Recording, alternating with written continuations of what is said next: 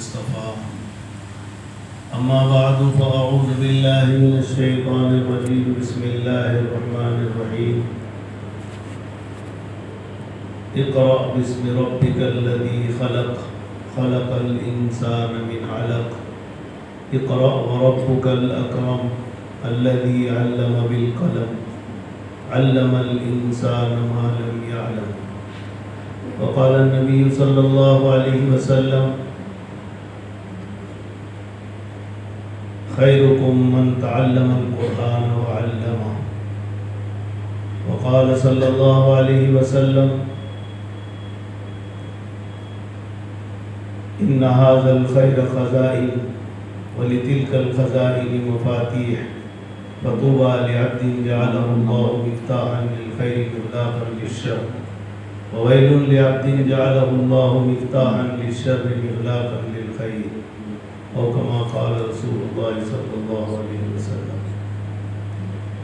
قابل احترام بھائیوں، بزرگوں اور دوستوں، اللہ نے ہمیں اور آپ کو جس مشغلے میں جوڑا ہے وہ مشغلہ دنیا کا سب سے اونچا مشغلہ ہے۔ اس سے بڑا مشغلہ دنیا میں کوئی نہیں، سب سے بڑا مشغلہ ہے۔ یہ میں نہیں کہتا، میرے نبی کہتے ہیں، خیرکم، تم میں سب سے بہتر طبقہ، تم میں سب سے اونچا طبقہ، تم میں سب سے اعلیٰ، سب سے بڑا کون ہے؟ جس کا کام قرآن کی تعلیم اور تعلم، قرآن کو سیکھنا اور سکھانا، یہ محنت اور یہ مشغلہ جس نے اپنایا، یہ طبقہ دنیا کا سب سے اونچا طبقہ ہے، سب سے اونچا طبقہ ہے۔ اللہ نے ہمیں سب سے اونچے طبقے میں بنایا، یہ اللہ کا کتنا بڑا احسان ہے۔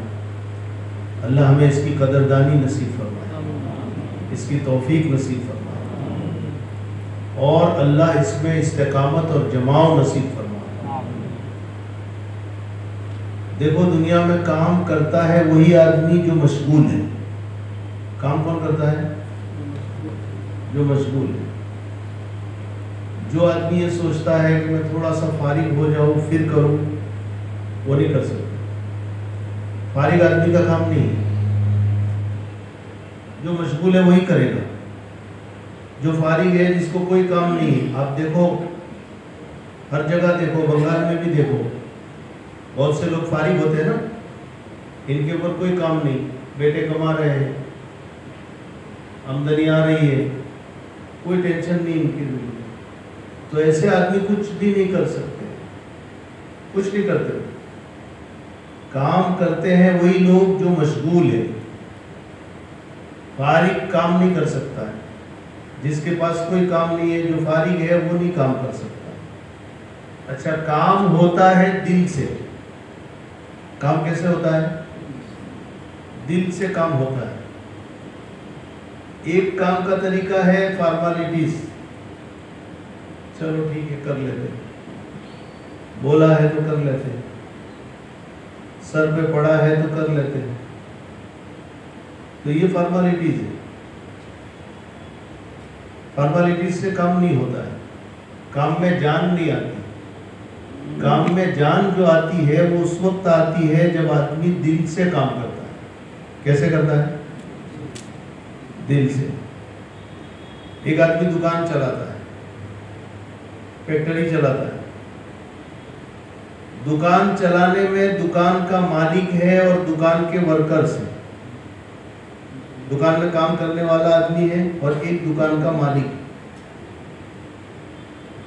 دکان دونوں چلا رہے ہیں، وقت دونوں دے رہے ہیں، قربانی دونوں دے رہے ہیں، لیکن دونوں کی قربانی میں اور دونوں کے کام کے انداز میں آپ کو فرق دکھے گا۔ دکھے گا؟ فرق دکھے گا؟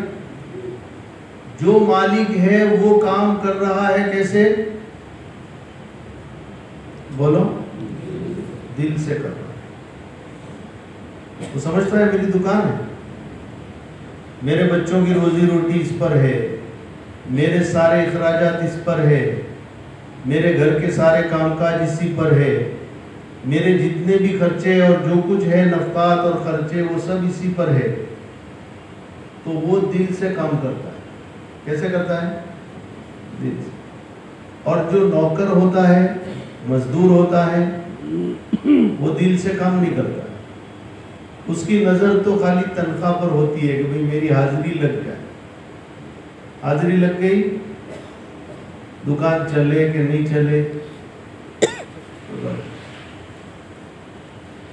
اس کو تو پیسے سے، سیلری سے مطلب، تنخواہ ہو گئی مہینے پر، بس۔ وہ جلدی نہیں آئے گا کبھی وقت سے پہلے، مالک پہلے آ جائے گا۔ وقت جہاں ختم ہوا 8 بجے اور دکان بند کرنا ہے اور کسٹمر آئے، وہ بولے گا بھائی جاؤ کل آنا، تھک گئے صبح سے، جاؤ ابھی بند کرنے کا ٹائم، کیونکہ اس کو دل سے کام نہیں کرنا ہے، وہ دل سے نہیں کر رہا ہے، وہ ان کو ہٹا دے گا بھائی جاؤ کل آنا، صبح 8 بجے آ جانا۔ اور مالک رہے گا تو کیا بولے گا؟ ارے آؤ آؤ، تھوڑی دیر سے بند کرو، آ جاؤ کیا لینا ہے دیکھو، کیونکہ وہ مالک ہے۔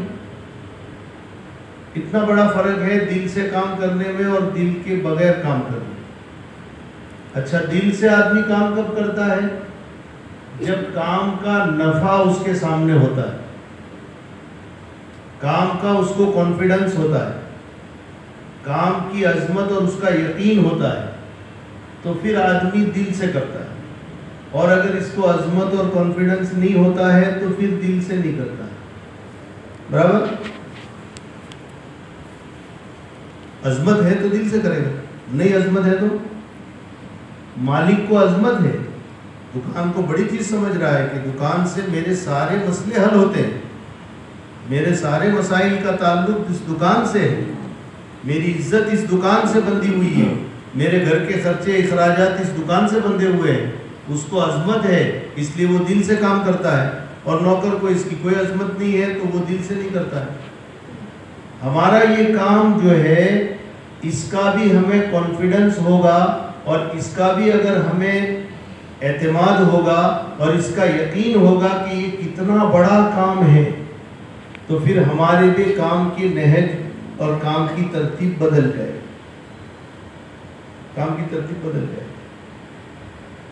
اسی لیے کام کو جب کرو تو کام کو سیرت کی روشنی میں سمجھ کر کرو۔ کیسے کرو؟ یہ مکتب کی محنت معمولی محنت نہیں ہے، چھوٹی موٹی محنت نہیں ہے، بہت بڑی محنت ہے، نسلیں بنانے کی محنت ہے، نسلیں بنانے کی محنت ہے، بہت بڑا ہول سیل کا بیپار ہے، یہ بہت بڑی محنت ہے۔ ہماری اس محنت کے سیرے جو ہے وہ جناب رسول اللہ صلی اللہ تعالیٰ علیہ وسلم کی مبارک سیرت سے مل جاتے ہیں۔ ہمارا کنیکشن چشمہ نبوت سے، ہمارے محنت کے سیرے حضور پاک صلی اللہ علیہ وسلم کی مبارک سیرت سے مل جاتے ہیں۔ ہم وہ کام کر رہے ہیں جس کام کی ذمہ داری اللہ نے اپنے محبوب کو دی تھی، اور حضور نے خود وہ کام کیا، آپ نے صحابہ سے کروایا، صحابہ کے بعد تابعین نے، تابعین کے بعد تبع تابعین نے، اور 14 صدیاں گزر گئی۔ یہ سلسلہ اس وقت سے چلا آ رہا ہے اور آج تک چل رہا ہے اور قیامت تک چلتا رہے گا انشاءاللہ۔ اتنا بڑا کام، کوئی معمولی کام نہیں۔ سیرت کی روشنی میں سمجھو اس کو۔ آدمی جب سیرت مبارکہ کی روشنی میں سمجھتا ہے تو اس کو اعتماد پیدا ہوتا ہے کہ واہ، بہت بڑا کام، میرے نبی کا کام ہے۔ اللہ نے اپنے محبوب صلی اللہ علیہ وسلم کو 3 کام دیے تھے۔ کتنے کام؟ 3۔ اور یہ تینوں کام ایسے تھے جس نے پوری دنیا کا نقشہ بدل دیا۔ حجاز کی جس سرزمین میں آپ کی بعثت ہوئی، مکہ مکرمہ میں، وہ پورا حجاز کا علاقہ سب سے زیادہ سنگین تھا، سب سے زیادہ بھاری تھا، ہر لائن سے بچھڑا ہوا تھا، ہر لائن سے۔ لیکن قربان جائیے، آپ کا معجزہ تھا کہ 23 سال میں پورا نقشہ بدل دیا. کتنے سال میں؟ 23 سال میں، صرف 23 سال میں. اور ایک پورے علاقے کا نقشہ بدلنے کے لیے 23 سال کچھ بھی نہیں. 23 سال تو یوں گزر جاتے. آپ یوں پیچھے دیکھو تو 23 سال آپ کو دکھتے ہیں کہ میری زندگی کے 23 سال یہاں سے شروع ہوئے. اتنا فاسٹ جا رہا ہے زمانہ. پیچھے دیکھو 10 سال پہلے کی چیز ایسی لگتی ہے ابھی کی. 20 سال پہلے کا ماجرا ابھی دکھ رہا ہے. 5 سال پہلے کا دکھ رہا ہے آپ کو. پہلے نہیں دکھتا تھا، اب تو دکھ رہا ہے. یوں پیچھے مڑ کے دیکھو تو 10 سال دکھ رہے ہیں، 20 سال بھی دکھ رہے ہیں، 30 سال بھی دکھ رہے ہیں. ابھی میں دارالعلوم میں پڑھ رہا تھا، 32 سال ہو گئے. وہ پیچھے دیکھو تو ایسا دکھتا ہے. دکھتا ہے؟ ارے بولو. دکھ رہا ہے نا؟ 23 سال میں سارا نقشہ بدل دیا، پورا نقشہ بدل دیا. سیرت مبارکہ میں جو کام آپ کو اللہ نے دیے تھے اور جن کاموں سے دنیا کا نقشہ بدلا ہے، قیامت تک ہر زمانے میں، ہر علاقے میں اگر باطل اور باطل طاقتوں کا نقشہ اور بگاڑ کا نقشہ بدلنا ہے تو کوئی نئی محنت کی ضرورت نہیں رہے گی. یہی محنت ہے جو قرن اول میں ہوئی، وہ قیامت تک چلتی رہے گی اور انہی کے ذریعے سے پورا معاشرہ چینج ہوگا اور پورے معاشرے میں تبدیلی آئے گی. اچھائیاں ابھر کر سامنے آئے گی اور بگاڑ ختم ہوگا. یہ انہی محنتوں سے ہوگا، کوئی نئی محنت نہیں، نئی کوئی محنت نہیں. امام مالک علیہ رحمہ فرما رہے ہیں لَن يُصْلِحَ آخِرُ هَذِهِ الْأُمَّةِ إِلَّا بِمَا صَلَحَ بِهِ أَوَّلُهَا. اس امت کے اخیر میں جب بھی بگاڑ ہوگا تو اس بگاڑ کے اندر درستگی اور اس بگاڑ کو ختم کرنا اور اس بگاڑ کو ختم کر کے اچھائی کا آنا، یہ اسی محنت اور اسی راستے سے ہوگا جس بنیادوں پر قرن اول کے اندر اصلاح ہوئی تھی اور اچھائیاں پیدا ہوئی تھی. اسی محنت اور انہی بنیادوں کے اوپر بعد والے زمانوں کے اندر بھی اچھائیاں آئے گی اور بگاڑ ختم ہوگا. یہ اتنی بڑی محنت ہے، خوبیوں کو لانے کی محنت ہے، نئی نسلوں کو تیار کرنے کی محنت ہے. تھوڑی محنت کر دی، نسلیں تیار ہو گئی. آپ نے تھوڑی محنت کر دی، آپ کا علاقہ ایک دم ہرا بھرا ہو گیا. تعلیم، اللہ نے قرآن اتارا اور قرآن کو پڑھنے کا کہا. اس امت کی خصوصیت ہے کہ اس امت پر سب سے پہلا جو کلام اتارا گیا ہے، اللہ نے جو اتارا ہے، اور اس کی جو پہلی آیت اتاری ہے وہ علم سے متعلق ہے. اللہ کہہ رہے پڑھیے، اقرا، پڑھیے، پڑھو. کیسے پڑھو؟ اللہ کا نام لے کر پڑھو، اللہ کا نام لے کر پڑھو. اقرا بسم ربک الذی خلق، جس اللہ نے تمہیں پیدا کیا ہے اس اللہ کا نام لے کر پڑھو. الذی، اقرا بسم ربک الذی خلق، خلق الانسان من علق، انسان کو جمے ہوئے خون سے پیدا کیا. اس اللہ کے نام سے پڑھو. پڑھو، پڑھنا، سیکھنا. قلم کا بھی تذکرہ ہے، لکھنے کا، پڑھنے کا. یہ تذکرہ ہے پہلی وحی کے اندر. پہلی وحی کیا معلوم ہوا؟ یہ امت ایجوکیشن والی امت ہے، یہ امت تعلیم والی امت ہے. تھوڑی محنت کرو گے نا تو آپ کے سامنے اس کے نتیجے اتنے فاسٹ آتے چلے جائیں گے کہ آپ سوچتے رہ جاؤ. اس لیے کہ اس امت کے خمیر میں اللہ نے تعلیم رکھی ہے، اس امت کے خمیر میں اللہ نے ایجوکیشن رکھا ہے. یہ امت تعلیم والی امت ہے، ایجوکیشن والی امت ہے. بس کوئی اس کو لے کر تھوڑا سا گائیڈ کرنے والا ہو اور اس کو پڑھانے والا اور تعلیم دینے والا کوئی کھڑا ہو جائے اور اس کا نظام بنانے والا کوئی کھڑا ہو جائے، امت کے طبقوں کے طبقے آپ کی طرف مائل ہو جائیں گے اور آپ کی تھوڑی محنت پر پورا علاقہ تعلیم سے ہرا بھرا ہو جائے. کیسی تعلیم کہ بچے آ رہے ہیں، جا رہے ہیں. ہر مسجد کے اندر ماحول بنا ہوا ہے مسجد کے باہر کمروں میں ماحول بنا ہوا ہے، بچے آ رہے ہیں جا رہے ہیں، آ رہے ہیں جا رہے ہیں، آ رہے ہیں جا رہے ہیں۔ ہمارے ہاں یہ آگری پاڑا کا علاقہ جہاں آپ گئے تھے فائن ٹچ میں، وہ علاقہ سب سے بنجر علاقہ تھا دنیاوی اعتبار سے، دینی اعتبار سے سب سے بنجر، اور دنیاوی اعتبار سے سب سے پوش علاقہ، دنیاوی اعتبار سے سب سے اونچا علاقہ، پورے بمبئی میں سب سے اونچا علاقہ یہ ہے، آگری پاڑا اس کا نام، کریم ہے یہ پورا، لیکن دنیاوی اعتبار سے ایک دم اجڑا ہوا۔ چند سالوں کی محنت میں الحمدللہ ایسا نقشہ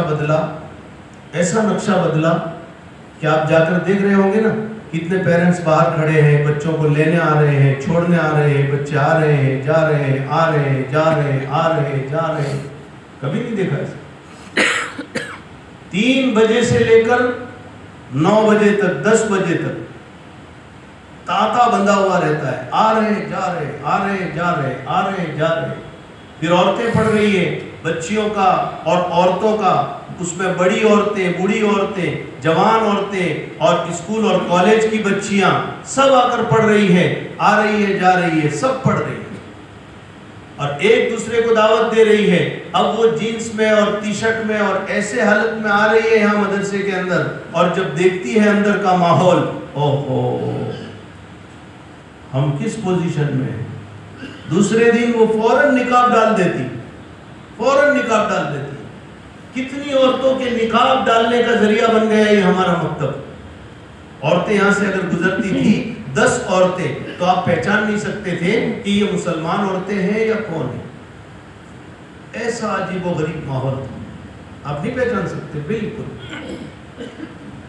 ٹی شرٹ پہنا ہے، جینس پہنا ہے، بال کھلے ہوئے ہیں، ایک دم ایسی حالت۔ آج اگر 10 عورتیں گزرتی ہے تو 7 برقعے میں، 8 برقعے میں، ماحول بدلنے والی ہے۔ بچیاں پڑھ رہی ہے، جوان بچیاں پڑھ رہی ہے، چھوٹی بچیاں پڑھ رہی ہے، بڑی بوڑھی مائیں پڑھ رہی ہے، جوان پڑھ رہے ہیں، بالغان کے مکاتب چل رہے ہیں، ہر مسجد سے بالغان پڑھ رہے ہیں اور نکل رہے ہیں، پڑھ رہے ہیں نکل رہے ہیں، اور ایک ایسی فضا بن رہی ہے، تھوڑی سی محنت کرو پورا بنگال ہرا بھرا ہو جائے، پورا بنگال ہرا بھرا۔ یہ محنت ہے، یہ کوئی کھیل نہیں ہے، بہت بڑی محنت ہے، اس کو دل سے کرو۔ حضور پاک صلی اللہ تعالیٰ علیہ وسلم کی مبارک سیرت میں مکاتب کے 3 نقشے، ان نقشوں میں آپ دیکھو گے کہ آپ نے کیسے محنت کی۔ کام اللہ نے جو 3 آپ کو دیے تھے، ایک کام تھا یتلو علیہم آیاتی، دعوت کا کام۔ پہلی ذمہ داری کیا؟ بولو، دعوت۔ دعوت کا معنی کیا؟ دعوت کا مفہوم بہت عام ہے، دیکھو سمجھنا اچھی طرح، دعوت کا مفہوم بہت عام ہے۔ ہم جو دعوت اور تبلیغ کا کام کر رہے ہیں یہ پوری دعوت نہیں ہے، یہ اس کا ایک حصہ ہے۔ یہ کیا ہے؟ بولو، ایک حصہ ہے۔ حضرت مولانا الیاس صاحب رحمۃ اللہ علیہ نے جب شروع کیا تھا کام تو اس وقت حضرت نے یہی کہا تھا کہ میرا یہ کام جو ہے یہ دین کو سیکھنے کی الف با تا سا ہے، یہ بنیاد ہے۔ دعوت بہت وسیع مفہوم ہے، اس کا بہت وسیع مفہوم، ہر جگہ کی دعوت الگ انداز کی، دعوت و تبلیغ کی محنت بہت بڑی محنت، یہ اس دعوت کا ایک حصہ ہے، پوری دعوت نہیں ہے، یہ ایک حصہ ہے۔ ایک محنت دعوت کی آپ کو دی، یتلو علیہم آیاتی مانے دعوت، وَيُزَكِّيهِمْ، دوسری محنت آپ کو دی دلوں کی صفائی، دلوں کے اندر سے گندگیاں نکال، دلوں کے اندر سے حسد، تکبر، عجب، خودبینی، یہ ساری گندگیاں نکال کر دل صاف ستھرا بنا۔ تیسری محنت دی وَيُعَلِّمُهُمُ الْكِتَابَ وَالْحِکْمَةَ، کتاب اور حکمت کی تعلیم، کتاب اور حکمت کی، حکمت مانے سنتوں کی تعلیم، احادیث کی تعلیم۔ تو اس میں نورانی قاعدے سے لے کر مکتب کی الف با تا سا سے لے کر یونیورسٹی کی تعلیم، تخصص فی الحدیث کی تعلیم، تفسیر کی تعلیم، حدیث کی تعلیم، یہ سب شعبے اس کے اندر آ جائیں گے۔ وَيُعَلِّمُهُمُ الْكِتَابَ وَالْحِکْمَةَ، یہ تین کام آپ کے ذمہ، دعوت، تزکیہ اور تعلیم۔ دعوت اور تعلیم سیرت مبارکہ میں دونوں جڑے ہوئے اور ایسے جڑے ہوئے ہیں کہ آپ الگ نہیں کر سکتے۔ جب دعوت اور تزکیہ، دعوت اور تعلیم صحیح نہج پر چلیں گے تو تزکیہ خود بخود ہو جائے، تزکیہ اس کے ساتھ ہونا ہی ہے۔ یہ تینوں شعبے ایک زمانے تک ساتھ ساتھ چلتے رہے، دعوت، تعلیم، تزکیہ ایک ساتھ چلے۔ بعد میں جب امت میں ضعف آیا، کمزوری آئی، تو پھر یہ تین شعبے ڈیوائیڈ ہو گئے، دعوت ایک الگ شعبہ بن گیا، تعلیم الگ شعبہ بن گیا، تزکیہ خانقاہ الگ شعبہ بن گیا۔ لیکن ہے تینوں کام کار نبوت، یہ نبوت کے کام، نبوت کے کام میں آپس میں ٹکراؤ نہیں ہو سکتا، ٹکراؤ نہیں ہو سکتا، آپس میں تضاد نہیں ہو سکتا ہے، کبھی بھی نہیں ہو سکتا ہے، اس لیے کہ اللہ نے آپ کو تین کام دیے ہیں، یہ تینوں کام ایک دوسرے کے معاون ہیں، ایک دوسرے کے معاون ہیں، ایک دوسرے کے ساتھ جڑے ہوئے، اس میں ٹکراؤ نہیں ہو سکتا ہے۔ اب اللہ کے نبی صلی اللہ علیہ وسلم نے تینوں کام شروع کیے۔ کیسے شروع کیے؟ مکی زندگی میں حالات آپ جانتے ہیں بڑے خطرناک تھے، کلمہ پڑھنا اپنے آپ کو ہلاکت میں ڈالنا، پٹائی کر رہے ہیں، مار رہے ہیں، ظلم و ستم ڈھا رہے ہیں، سب کچھ کر رہے ہیں۔ اور ایمان والے طبقے، ایمان والوں میں زیادہ تر غریب طبقہ تھا، غلام، عمار، یاسر، صہیب، سمیہ، یہ سارے غریب طبقے کے لوگ تھے، مارا جا رہا ہے، پیٹا جا رہا ہے، خوب ان کے اوپر ظلم و ستم توڑے جا رہے ہیں، بلال۔ اور جو باحیثیت طبقہ تھا ان کو بھی مارنے میں کسر نہیں رکھی، ان کو بھی مارا، حضرت عثمان رضی اللہ تعالیٰ عنہ، اسی طرح اور سعد بن ابی وقاص، اسی طرح اور صحابہ جو باحیثیت تھے اور جو آزاد تھے ان کو بھی تکلیفیں دی گئی۔ نماز پڑھنا مشکل، کہاں نماز پڑھے؟ مسجد میں نہیں پڑھ سکتے، مسجد میں نہیں پڑھ سکتے۔ حرم اللہ کا گھر ہے، ابراہیم علیہ السلام نے بنایا ہے، کہاں نہیں پڑھ سکتے۔ نماز پڑھتے دیکھ لیا تو مارنا پیٹنا شروع۔ پہاڑوں کی قوم میں کوئی جگہ چھپ کر نماز پڑھتے تھے، 3 سال تک تو چھپ کر کام کیا، 3 سال کے بعد اللہ کا حکم آیا، فَاسْدَعْ بِمَا تُؤْمَرْ وَأَعْرِضْ عَنِ الْمُشْرِكِينَ، میرے محبوب اب کھلے عام دعوت دیں، مشرکوں کی پرواہ نہ کرو، کھلے عام دعوت۔ اب آپ نے کھلے عام دعوت دینا شروع کی، کھلے عام دعوت دی، لیکن بیٹھک کوئی نہیں۔ نبوت کا 4تھا سال گزرا، 5واں سال گزرا، 4تھے سال کے اخیر میں یا 5ویں سال کے اندر حضرت ارقم ابن ابی الارقم رضی اللہ تعالیٰ عنہ نے دیکھا کہ مسلمانوں کے لیے کوئی بیٹھک نہیں ہے، کوئی بیٹھنے کی جگہ نہیں ہے، حرم ہے لیکن وہاں بیٹھ نہیں سکتے، وہاں اپنا کام نہیں کر سکتے، تو انہوں نے اپنا مکان دے دیا کہ یا رسول اللہ یہ میرا مکان وقف ہے۔ کہاں تھا ان کا مکان؟ جہاں صحیح ہوتی ہے، صفا مروہ کی صحیح ہوتی ہے، وہاں ان کا مکان تھا کہ یہ مکان میرا وقف ہے۔ آپ نے قبول کر لیا۔ اب اس مکان کے اندر بیٹھک بن گئی، حضور اس مکان میں بیٹھتے ہیں، چھوٹا سا مکان ہے، صحابہ اس مکان میں بیٹھتے ہیں، حضور اس مکان میں بیٹھتے ہیں۔ اب یہ جو چھوٹا سا گھر تھا، مکان تھا، اس مکان میں تینوں کام ایک ساتھ ہو رہے ہیں۔ اب اس مکان کو آپ بول سکتے ہو کہ یہ دعوت کا مرکز تھا، دعوت کا مرکز بھی بول سکتے ہو، اس لیے کہ دعوت کا کام بھی ہو رہا ہے اس میں۔ اسی چھوٹے سے مکان کو آپ خانقاہ بھی بول سکتے ہو، اس لیے کہ تزکیہ بھی ہو رہا ہے۔ اسی چھوٹے سے مکان کو آپ مکتب بھی بول سکتے ہو، بالغان کا مکتب بھی بول سکتے ہو، مدرسہ بھی بول سکتے ہو، دارالعلوم بھی بول سکتے ہو، یونیورسٹی بھی بول سکتے ہو، اس لیے کہ پڑھنے پڑھانے کا کام بھی اس میں ہو رہا ہے۔ بس یہ چھوٹا سا کمرہ تھا، اس میں یہ سب کام ہو رہے۔ آپ خود پڑھا رہے ہیں، وحی اتر رہی ہے، آپ صحابہ کو خود پڑھا رہے ہیں، صحابہ تیار ہو رہے ہیں، وہ دوسروں کو پڑھا رہے ہیں، چھپ چھپ کے سارا نظام چل رہا ہے۔ باقاعدہ منظم مکتب مکہ مکرمہ میں نہیں تھا، اس لیے کہ موقع ہی نہیں تھا ایسا منظم بنانے کا۔ تو ایک مکتب تو تھا دار ارقم، سمجھ گئے؟ مکہ میں ایک مکتب دار ارقم تھا۔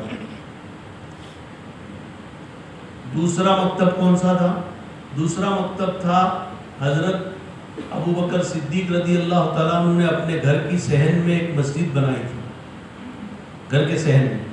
یہ مسجد مکتب تو نہیں تھا لیکن مکتب کے حکم میں تھا، مکتب تو نہیں تھا کیونکہ پڑھنا پڑھانا تو نہیں ہو رہا تھا، لیکن مکتب کے حکم میں تھا، اس لیے کہ حضرت ابو بکر صدیق رضی اللہ تعالیٰ عنہ اس میں بیٹھ کر جب عبادت کرتے تھے اور اللہ کے سامنے روتے تھے تو حضرت ابو بکر بہت نرم دل آدمی تھے، قرآن پڑھتے تھے جب کان رجلا بکا، بہت زیادہ رونے والے آدمی تھے، لا یملک عینیہ، جب رونا شروع کرتے تھے تو اپنی آنکھوں پر ان کو کنٹرول نہیں رہتا تھا، بہت روتے تھے اللہ کے سامنے۔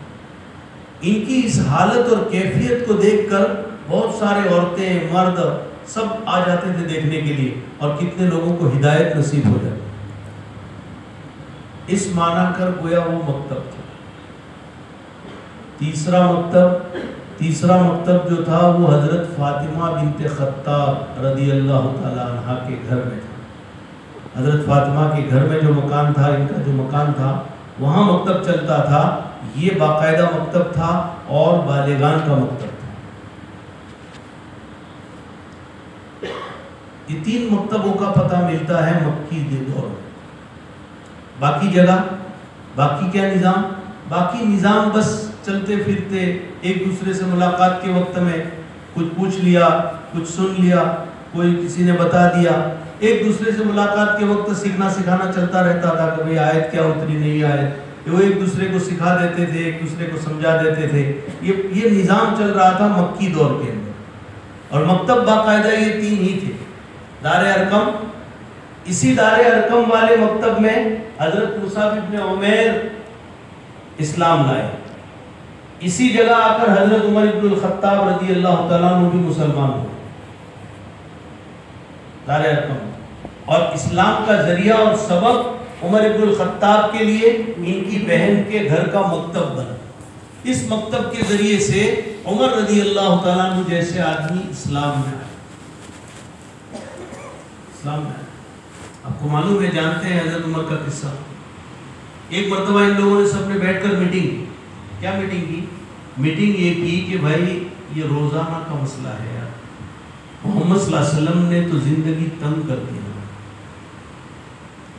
گھر گھر میں پھوٹ ڈال دی، باپ بیٹے کی نہیں جم رہی ہے، ماں اور بیٹی میں تضاد پڑا ہوا ہے، ایک خاندان دوسرے خاندان سے ٹکرا رہا ہے، ایک رشتہ دار دوسرے رشتہ دار سے منہ موڑے ہوئے ہیں، یہ کیا کوئی مسلمان ہے کوئی غیر مسلم ہے، آپس میں ٹکرا رہے ہیں، ایک دوسرے کے اندر حسد، ایک دوسرے کے اندر جلن، اور یہ ساری چیزیں ہو رہی ہیں، پھوٹ پڑتی چلی جا رہی ہے، کیا کرنا چاہیے اس کے لیے؟ ایک میٹنگ بلائی، اور اس میٹنگ کے اندر یہ طے ہوا کہ بھئی آج محمد صلی اللہ علیہ وسلم کا کام تمام کر دینا چاہیے۔ کیا کر دینا چاہیے؟ بولو، تو ہمارے لیے راحت ہو جائے، بہت سکون ہو جائے۔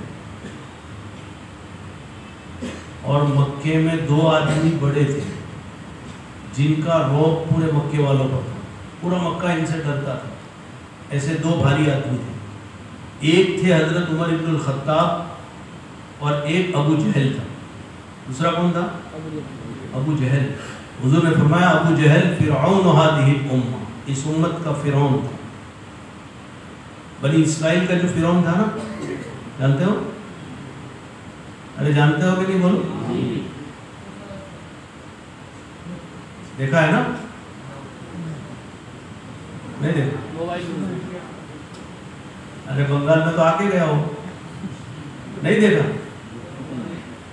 نہیں آیا؟ بنی اسرائیل کا فرعون جو تھا وہ تو اس کے سامنے کچھ بھی نہیں، یہ ابو جہل اس سے بھی بھاری آئٹم ہے۔ ہاں، آقا فرما رہے ہیں فرعون و ہذہ الامہ، اس امت کا فرعون، یہ دو آدمی بہت بھاری تھے. تو ابو جہل جو تھا وہ سرغنہ تھا اس کا، مکے کا لیڈر تھا. اس نے کہا بھائی یہ کام آج کرنا ہے، آج. اور سب نے مل کر آپس میں طے کیا کہ لگتا ایسا ہے کہ یہ کام اس پورے مجمع میں سے ایک ہی آدمی کر سکتا ہے. عمر ابن الخطاب کے بس کا ہے. کس کے بس کا ہے؟ یہ حضرت عمر کے بس کا. حضرت عمر تو ایک دم ریڈی ہو گئے، سب کی رائے ایسی ہوئی. پھر اس نے کہا کہ میری طرف سے 100 اونٹ کا انعام بھی.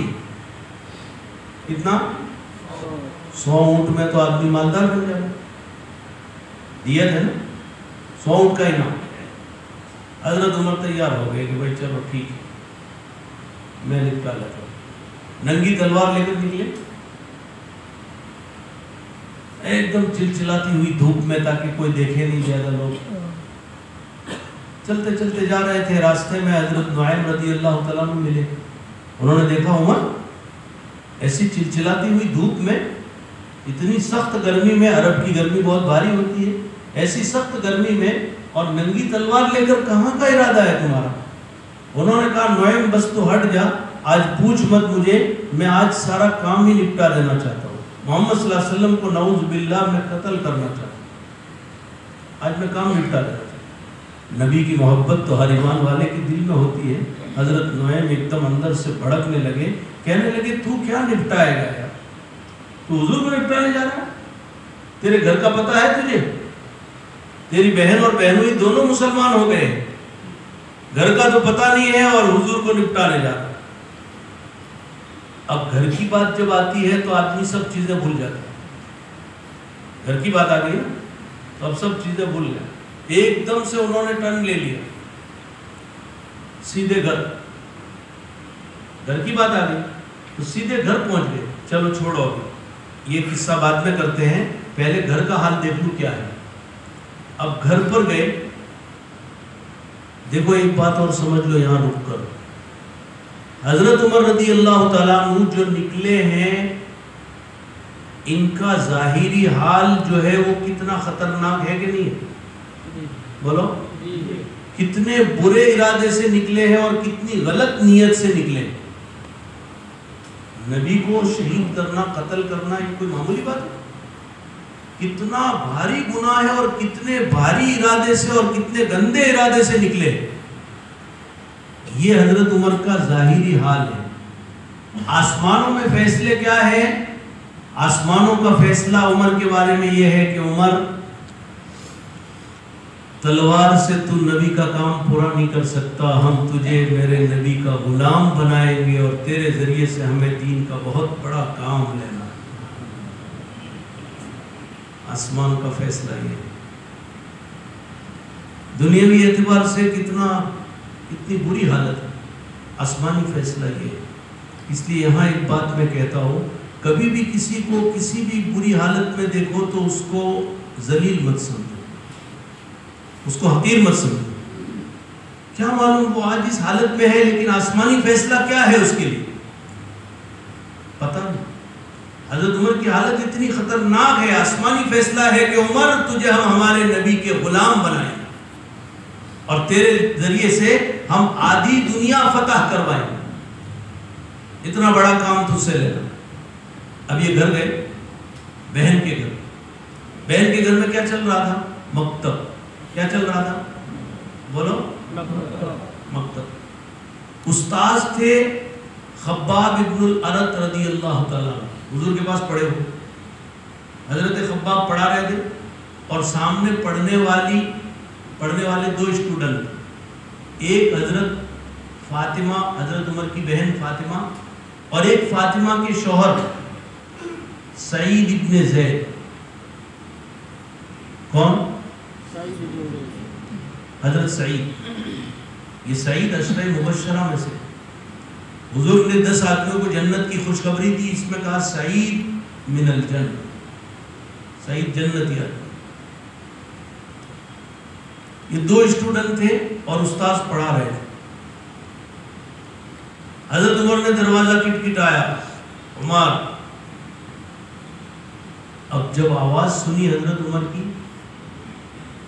تو حضرت خباب جو تھے وہ تو کہنے لگے یا اللہ مر گئے،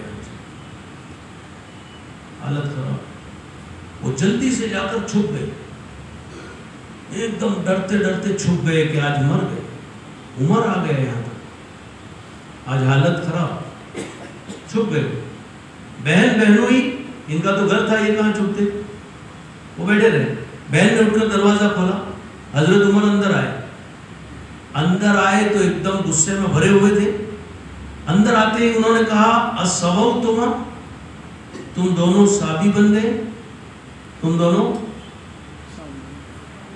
صحابی بن گئے۔ یہ اس زمانے کی بات تھی، اس زمانے میں یہ چلتا تھا صحابی بننا۔ آج کے دور میں دوسرے الفاظ ہیں، ہمارے یہاں بمبئی میں بولتے ہیں کہ یہ لڈو بن گیا، 24 نمبر بن گیا، یہ بن گیا، وہ بن گیا۔ آپ کے یہاں مجھے نہیں معلوم کیا الفاظ ہے، لیکن سیرت میں جو باتیں ہیں وہ قیامت تک چلتی رہے گی۔ جو باتیں سیرت میں اس زمانے میں بھی تھا۔ حضرت عمر نے سیدھا یہ پوچھا تم دونوں صحابی بن گئے؟ صحابی بننے کا مطلب تم دونوں نے اپنے باپ دادا کا دین چھوڑ دیا، دوسرے دین میں چلے گئے؟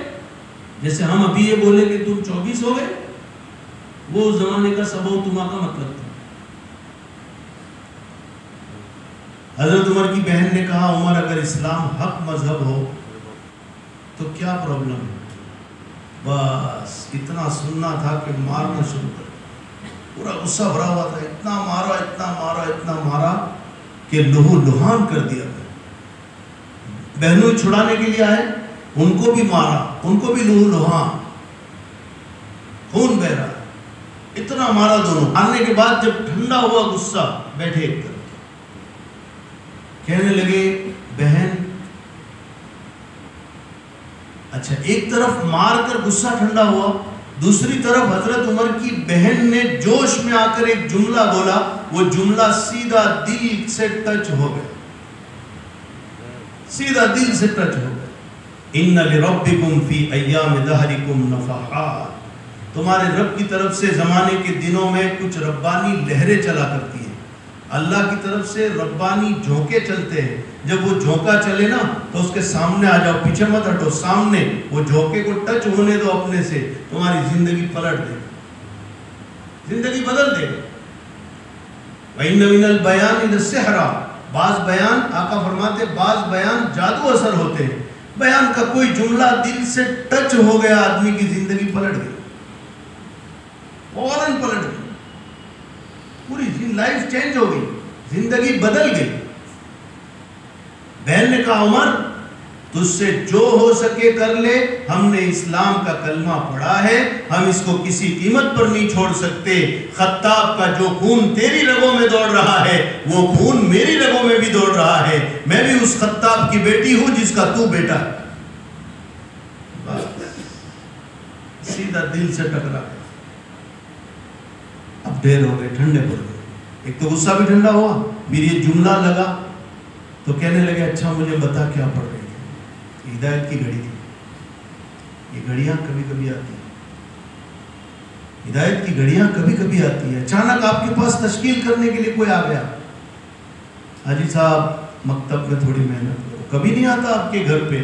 یہ ہدایت کی گھڑی، یہ مہمان ہے اللہ کا، اللہ نے بھیجا ہے اس کو، اس گھڑی کو قیمتی سمجھ، غنیمت سمجھ، اس کو ٹال مت۔ تو کیا کہا؟ اچھا کیا پڑھ رہی تھی؟ اب بہن جوش میں آ گئی، عمر تو نہیں پڑھ سکتا، انک نجس ولا یمسھا الا المطہرون، تو ناپاک ہے اور یہ صحیفہ پاک لوگ پڑھ سکتے ہیں، گندے لوگ نہیں پڑھ سکتے۔ کہنے لگے اچھا مجھے پاک ہونے کا طریقہ بتا، کیسے پاک ہوا جاتا ہے؟ کہ غسل کر، وضو کر، غسل کیا، وضو کیا اور پھر آ کر بیٹھے۔ پھر بہن نے وہ صحیفہ اتار کر دیا، لے پڑھ۔ صحیفہ ہاتھ میں لیا، سورہ طٰہٰ لکھی ہوئی تھی، طٰہٰ ما انزلنا علیک القرآن لتشقیٰ۔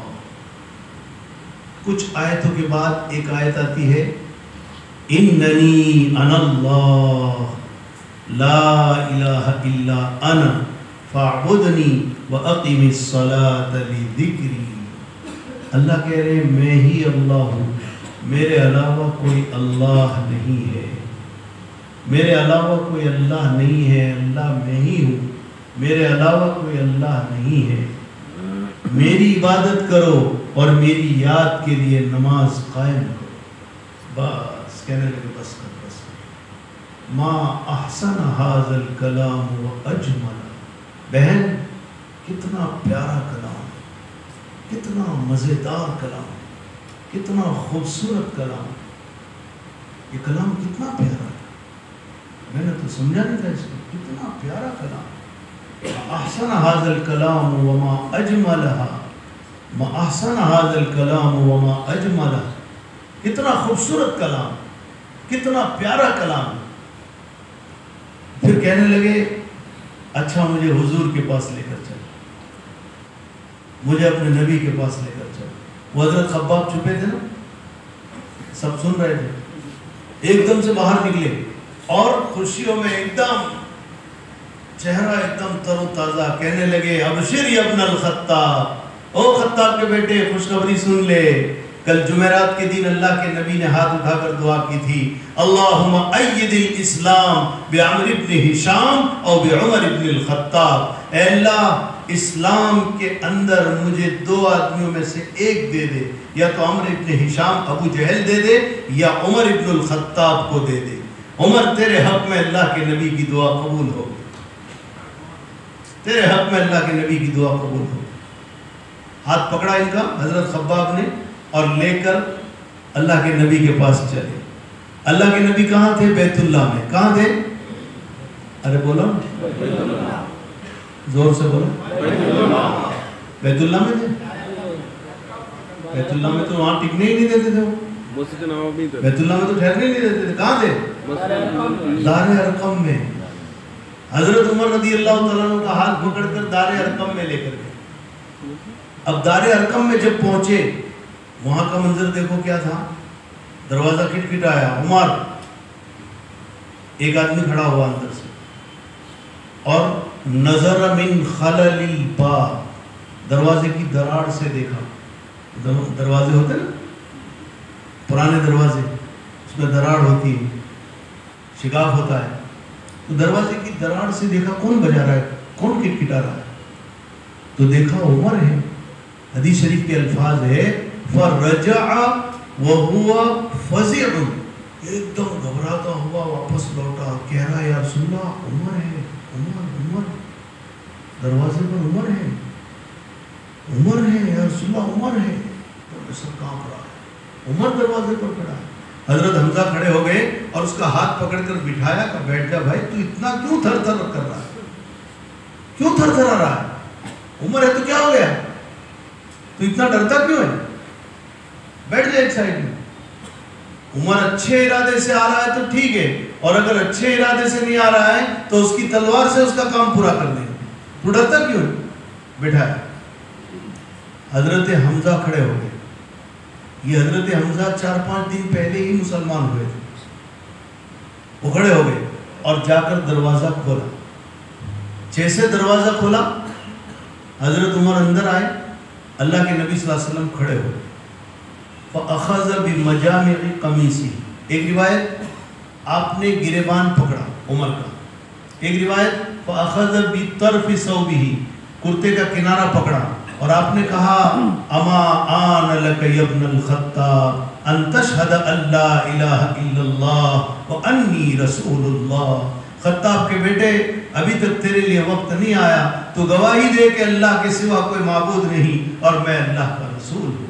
حضرت عمر نے ہاتھ بڑھائے، کہنے لگے قد آن یا رسول اللہ، آن وقت آ گیا، اور ہاتھ بڑھا کر فوراً کلمہ پڑھ لیا، اشہد ان لا الہ الا اللہ واشہد انک رسول اللہ۔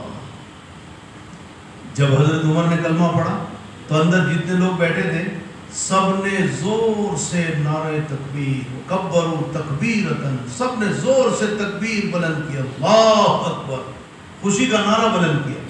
صفا مروہ کی پہاڑیاں گونجنے لگی۔ تھوڑی دیر میں جبریل امین آ گئے۔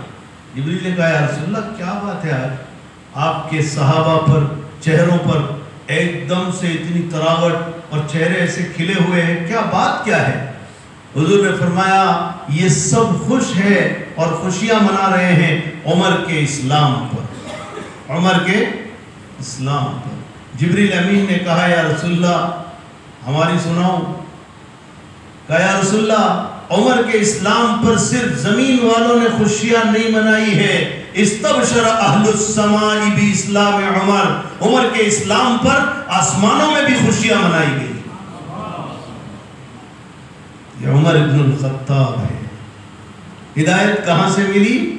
فاطمہ بنت خطاب کے مکتب سے. وہ مکتب کون سا تھا؟ بالغان کا تھا. کون سا تھا بولو؟ آپ کے یہاں چلتے ہیں بالغان کے مکتب؟ کہاں کہاں چلتے بتاؤ؟ آپ بولو کہ بالغان کا مکتب کہاں تھا؟ یہاں تو میاں بیوی پڑھ رہے تھے, تو ٹیوشن تھا. ٹیوشن چلتا ہے آپ کے یہاں؟ ٹیوشن پڑھانے کا رواج ہے؟ تو یہ تو ٹیوشن تھا.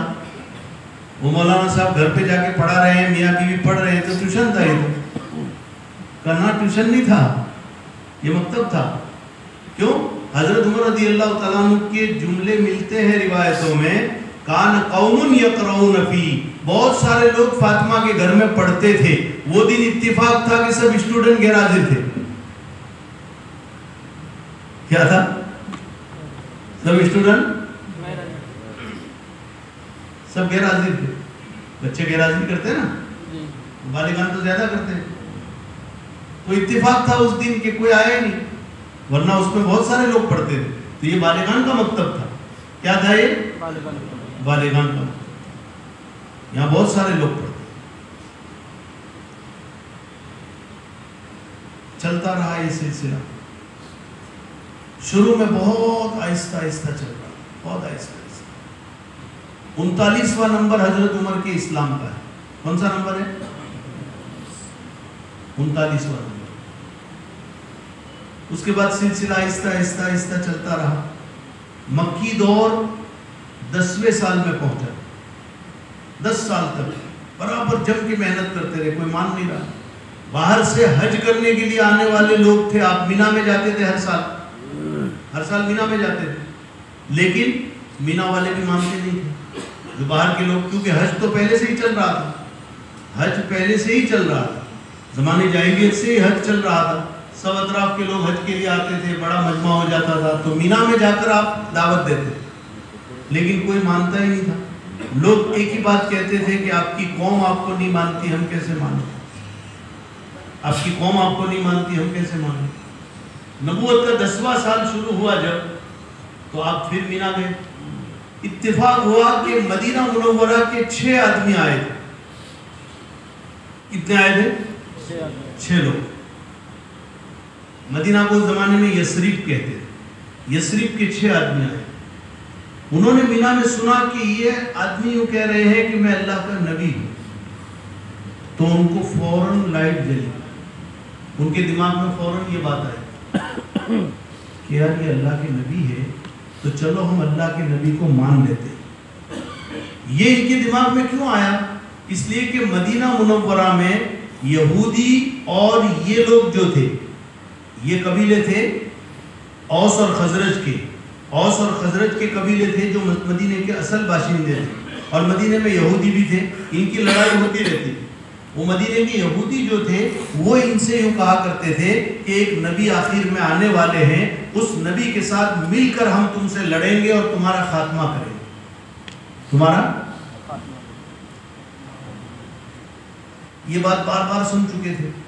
اب انہوں نے یہاں جب سنا کہ یہ کہہ رہے ہیں کہ میں اللہ کا نبی ہوں, تو ان کے دماغ میں فوراً یہ بات آئی کہ یہ جو ہم کو ڈراتے رہتے ہیں کہ ایک نبی آئیں گے آخر میں, یہ وہی نبی تو نہیں ہے. تو چلو ہم ان سے پہلے ہی مل لیتے ہیں, ان سے پہلے مل لیتے. تو یہ آئے, ملاقات کی, اور ملاقات کر کے ساری بات سمجھی, اور پھر کہا کہ یا رسول اللہ ہم اگلے سال اور زیادہ لوگوں کو لے کے آتے ہیں, اور انشاءاللہ آپ کے ہاتھ پر بیعت کریں گے, اور پھر آپ کو مدینہ لے جائیں گے. یہ 10ویں سال کی بات ہے.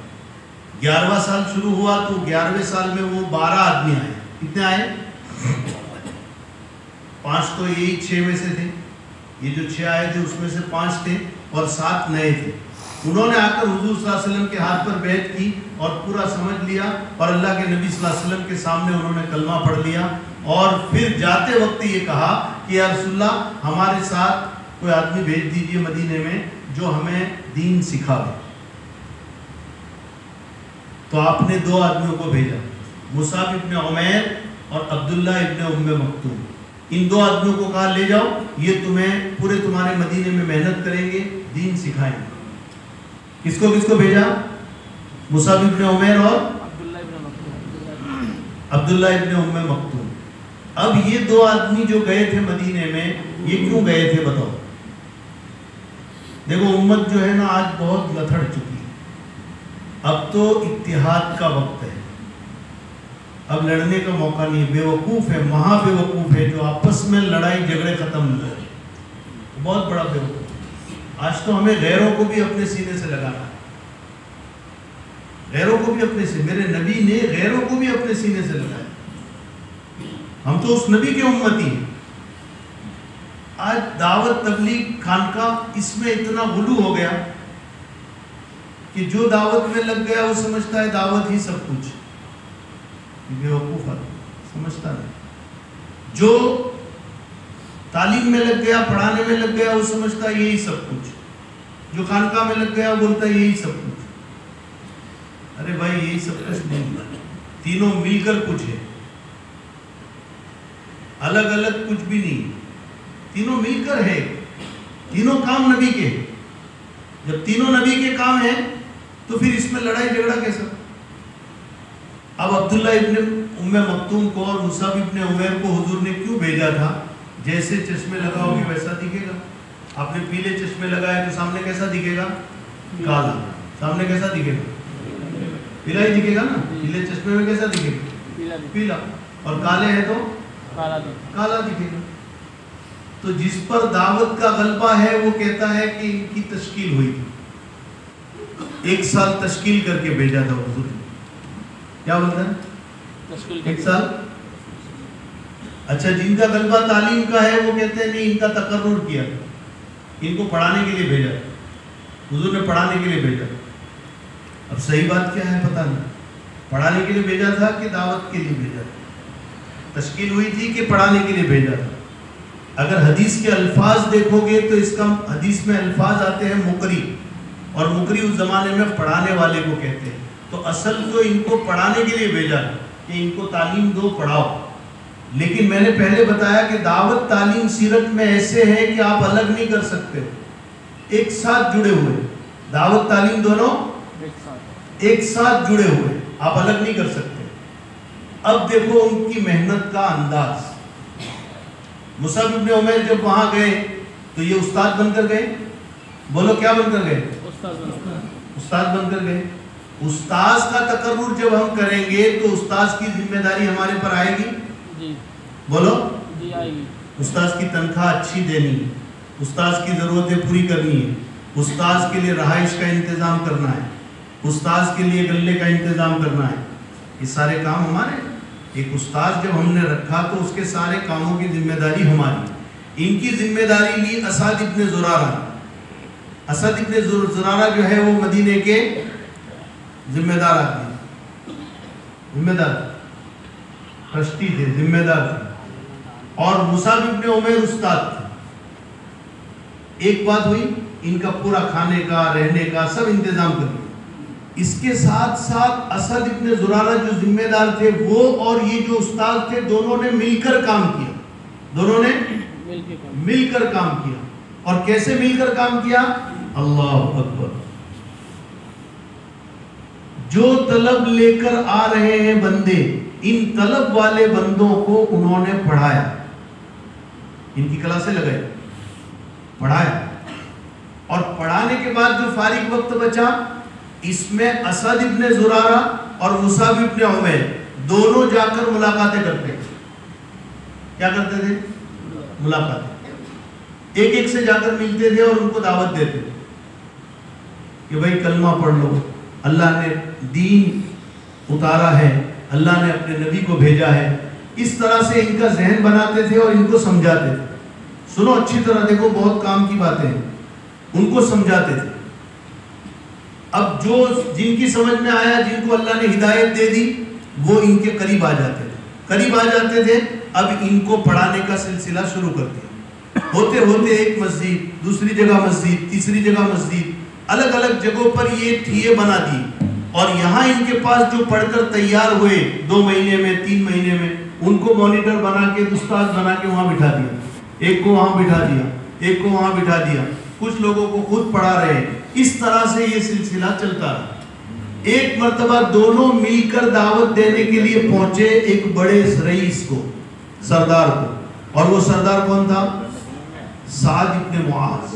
سعد ابن قبیلہ بنو عبد الاشہل کے سردار تھے، لیڈر تھے، اور سردار جو ہوتے ہیں ان کا تو تھوڑا سا دماغ تھوڑا سا وہ رہتا ہی ہے، ایک زوم رہتا ہے نا کہ بھئی میں بڑا آدمی ہوں، سردار ہوں۔ اب ان کے سامنے جا کر جب مصعب ابن عمیر نے بات شروع کی تو دیکھو اکیلے نہیں ہے مصعب ابن عمیر، ان کے ساتھ کون ہے؟ ذمہ دار، استاد ذمہ دار، دونوں کو مل کر کام کرنا ہے، دونوں کو مل کر کام کرنا ہے۔ دونوں مل کر کام کریں گے تو کام بہت تیزی سے آگے بڑھے گا اور بہت فاسٹ آگے جائے گا۔ اب ان سے جا کر سمجھانا شروع کیا تو سعد ابن معاذ بھڑک گئے۔ کیا کیا؟ سعد ابن معاذ، بولو بھائی، غصہ ہو گئے، ایک دم بھڑک گئے۔ اور کس پر بھڑکے؟ یہ تو مہمان تھے نا، سامنے والے پر بھڑکے، اسد ابن زرارہ پر۔ کیا تم لوگ کسی کو بھی اٹھا کے لے کے آ جاتے ہو اور بات کرنا شروع کر دیتا ہے، اس کو کچھ معلوم نہیں کہ کون ہے، کس سے بات کر رہے ہیں، بہت زیادہ غصہ ہو گیا۔ اب دیکھو یہ مصعب ابن عمیر رضی اللہ تعالیٰ عنہ جو ہے، ان کے اوپر وہ برس رہے، ایک دم بھڑک گئے۔ اب ان کے ساتھ ذمہ دار اگر نہیں ہوتے تو مسئلہ بہت خراب ہوتا۔ استاد اور ذمہ دار مل کر کام کریں گے، کبھی ذمہ دار پھنسا تو استاد سنبھال لے گا، اور کبھی ذمہ دار استاد پھنسا تو ذمہ دار سنبھال لے گا۔ کیا کر لے گا؟ یہاں اگر اسد ابن زرارہ نہیں ہوتے تو مصعب ابن عمیر کے لیے بہت بڑا مسئلہ کھڑا ہو جاتا، سیدھا مسئلہ NRC کا آ جاتا۔ بولو کیا آتا؟ ارے بولو نا۔ ہاں، سعد ابن معاذ پوچھتے کہاں کے ہو تم؟ معروف ہے آپ کا مدینے کے ہو؟ یہ تو تھے بھی نہیں نا مدینے کے، بولو کس نے سنبھال لیا؟ میں ہر مجمع میں یہ جملہ دہراتا ہوں تو لوگ بہت ہنستے ہیں، فٹ ہو رہا ہے۔ مسئلہ NRC کا آ جاتا نا بھائی، کہ نہیں؟ ہاں، وہ بھڑک کے سیدھا بولتا بھائی ان کو ہٹاؤ، باہر کر دو، یہاں کے نہیں ہے یہ۔ لیکن اسد ابن زرارہ نے سنبھال لیا۔ اسد ابن زرارہ نے کیا کہا؟ ارے بھائی سعد یار، دونوں کی دوستی تھی بہت گہری، انہوں نے کہا تو بھی عجیب آدمی ہے یار، بھڑکتا کیوں ہے اس میں؟ تو اس پردیسی آدمی ہے، اس کی بات سن، اگر سمجھ میں آئے تو ٹھیک ہے، نہیں سمجھ میں آئے تو کوئی بات نہیں، اس میں بھڑکنے کی کیا بات ہے یار؟ تو سردار ہے، برابر ہے، لیکن بھڑکتا کیوں ہے؟ بات تیری سمجھ میں آئے تو ٹھیک ہے، نہیں سمجھ میں آئے تو چھوڑ دے۔ اچھا بولو۔ اب جب انہوں نے بات کہی تو دیکھو ایک بات طے ہے، حق بات حق ہو، طریقہ بھی حق ہو، نیت بھی حق ہو، تو وہ بات اثر کیے بغیر نہیں رہتی۔ سب سے پہلے بات حق ہو، حق بات حق طریقے سے اور حق نیت سے اگر کہی جائے گی تو وہ دیر سویر اثر کیے بغیر نہیں رہے گی۔ بات حق ہو، حق بات نہیں ہے تو اثر نہیں کرے گی۔ طریقہ بھی حق ہو، طریقہ بھی ہونا چاہیے حق طریقہ، اور نیت بھی حق ہو۔ تم حق بات تو کہہ رہے ہو لیکن تمہاری نیت کیا ہے؟ سامنے والے کو ذلیل کرنا ہے تو اثر نہیں کرے گی۔ بات بھی حق ہو، طریقہ بھی حق ہو اور نیت بھی حق ہو، تو پھر وہ بات سامنے والے پر اثر ضرور کرے گی، چاہے جلدی کرے چاہے دیر سے۔ اب جب حضرت مصعب ابن عمیر نے سمجھانا شروع کر دیا تو ایک دم سے ڈھیر ہو گئے، کہنے لگے ما احسن ھذا الکلام و اجمل، یار کتنی پیاری بات بتا رہے ہو تم، واقعی میں ایسا قرآن اتر رہا ہے تمہارے نبی پر؟ یہ نبی ہے کہاں؟ محمد صلی اللہ علیہ وسلم۔ اور ہاتھ بڑھا کے کلمہ پڑھ لیا۔ کس نے کلمہ پڑھ لیا؟ وہی سردار جو ابھی 2 منٹ پہلے بھڑک رہے تھے، ابھی کلمہ پڑھ لیا۔ محنت اتنی پیاری ہے کہ آدمی دیر ہو جائے۔ اچھا، شام ہوتے ہوتے قبیلہ عبد الاشہل پورا کا پورا قبیلہ اسلام میں آ گیا۔ سب نے سوچا کہ ہمارے سردار نے اسلام قبول کر لیا، اب ہم کیوں پیچھے رہے؟ پورا قبیلہ، اور یہ مدینہ کا پہلا قصہ ہے، یہ واحد قبیلہ ہے جس نے ایک ساتھ ایک دن میں اسلام قبول کیا، اور کوئی قبیلہ ایسا مدینے کا نہیں جس نے ایک دن میں ایک ساتھ اسلام قبول کیا، یہ واحد قبیلہ ہے۔ تو ذمہ دار اور استاد، ذمہ دار اور ایسے ہی چلتا ہے نا؟ ہاں، لیکن اس میں بہت یہ پتا مارو کام ہے۔ دیکھو کیسا ہے، سینہ چوڑا کرنا پڑتا ہے۔ کیا کرنا پڑتا ہے؟ ساتھ میں جم کر کام کرنے کے لیے سینہ چوڑا کرنا، دیکھو کام کی بات سنو، سینہ بہت چوڑا کرنا پڑتا ہے ورنہ جمے گی نہیں۔ شیطان بولے گا ذمہ داروں کو، کیا بولے گا معلوم ہے؟ ارے بھائی ابھی تو آدھا بھی نہیں ہوا میرا، ایسا ہے کیا؟ اچھا چلو ختم کرتا ہوں میں، 2 منٹ، ابھی تو میں تو آدھے تک بھی نہیں پہنچا ہوں۔ ہاں بھائی سنو سنو سنو، ادھر سنو، کیا کہہ رہا تھا؟ ہاں، وہ ذمہ داروں سے کیا کہے گا؟ ارے بھائی نہیں، کل پھر کریں گے ساتھی تو جم کے بیٹھے ہوئے ہیں، کچھ بات ہوتا تو بہت سنو۔ اچھا ایک منٹ، یہ بیچارے بہت محبت کرنے والے لوگ ہیں نا سر، میں اس لیے آپ سنو، یہ ذمہ داروں سے شیطان کیا کہے گا معلوم ہے؟ یہ مولانا صاحب لوگ ہیں، تمہارے سب نوکر ہیں، تم ان کو سیلری دیتا ہے نا، تو یہ کہے کو کرتا ہے، یہ کیوں اتنا وہ کر رہا ہے، تمہاری بات کیوں نہیں مانتے؟ تو ان کو ایسے بھڑکائے گا۔ اور مولانا لوگوں کے پاس شیطان آ کے کیا بولے گا؟ ارے مولانا صاحب آپ عالم ہیں، آپ مفتی ہیں، آپ بہت بڑے آدمی ہیں، یہ جاہل لوگوں کو کیا معلوم آپ کی قدر؟ تو ایسے لڑا کے بڑھائے گا۔ وہ نہیں چاہتا نا کام ہو، تو سینہ چوڑا کرنا پڑے گا۔ کیا کرنا پڑے گا؟ یعنی کوئی ایسی بات ہوئی تو درگزر کرو، چلو جانا، عالم سمجھ کے ان کا احترام کرو کہ عالم ہے، چھوڑو، اللہ کے لیے معاف کرو۔ اور علماء کو کرنا کیا ہے؟ وہ اپنے ذمہ دار سمجھ کے معاف کرے کہ بھائی ہمارے ذمہ دار ہیں، بڑے ہیں، بیچارے سارا نظام کر رہے ہیں۔ تو یوں دیکھو، سینہ چوڑا نہیں کرو گے نا تو آدمی بیوی کے ساتھ بھی نہیں رہ سکتا۔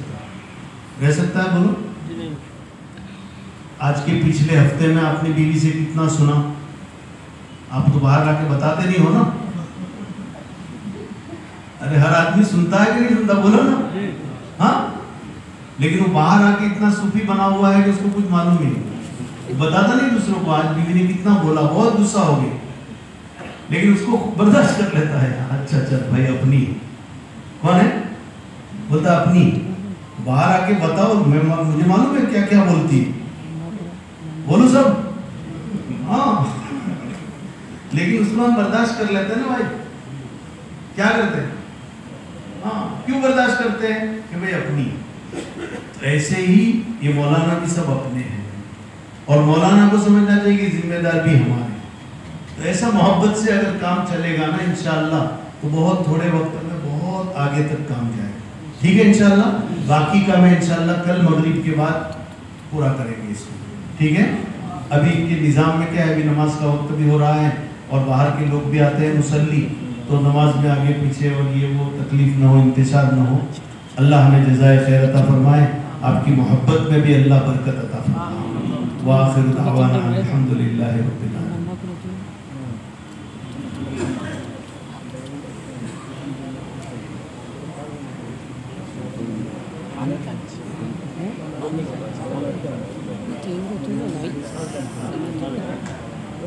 سبحان اللہ بحمدہ، سبحان اللہ وبحمدہ۔